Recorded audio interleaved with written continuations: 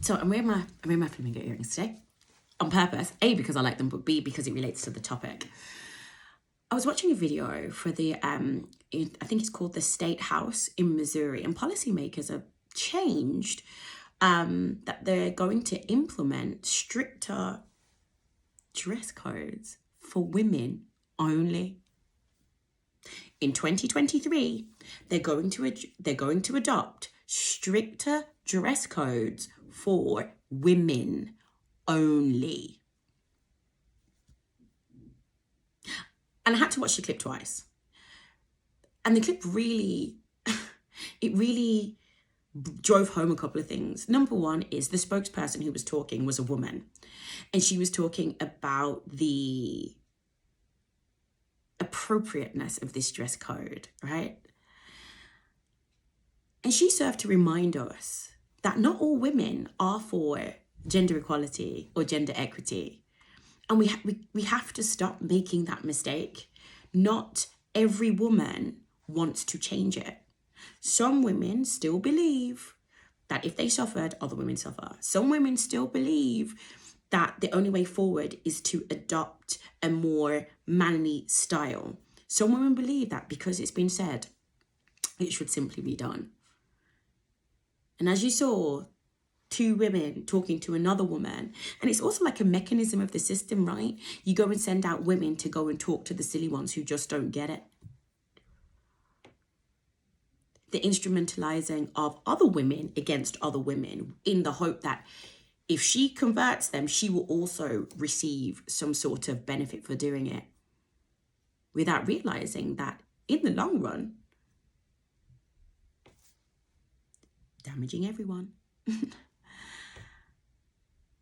then the second thing that came to me was 2023. We're still discussing what's professional and what's not. I think one of the women even said, she was like, I spent $1,200 on a suit that I can no longer wear here. Who is determining these standards? Who determines what is professional? And how on earth do you expect anybody to be able to come to work remotely, authentically, if everything that they wear is controlled to the most minute detail? I think even in this discussion, they said, you have to wear something that covers your arms. Why? I'm not suggesting that somebody wears like a Bardot neckline, but why aren't cap sleeves, short sleeves allowed? It's this fact that it's only for women, and it's becoming stricter. So the drive to control women is even more so. It's increased, and we're in 2023. And for me, it was just a real reminder that, and it's not a bad thing, but it was just a reminder that not everybody is as far as we think. Not everybody will see this as nonsensical, clearly, because they had a woman who was defending this. But it's a clear reminder that we have to keep going. Clothing is not trivial. It will never be trivial. It should never be seen as being trivial. It's a form of expression and should be seen as such. And in wanting, people to, but then again, that might actually be the point. Maybe they don't want anybody to be themselves. Maybe they don't want authenticity. Maybe they do want robots.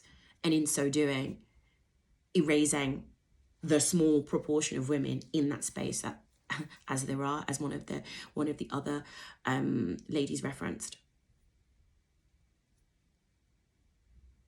I'm not saying that we have to get rid of dress codes completely. There's a dress code everywhere. We wear school uniform.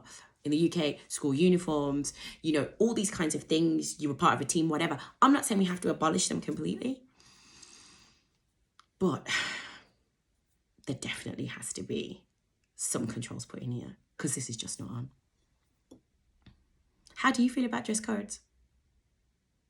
Did a dress code ever make you leave your job? I'd love to know. But anyway, that was just my thoughts. As usual, please feel free to send comments or add comments or tell me what you think below. Bye.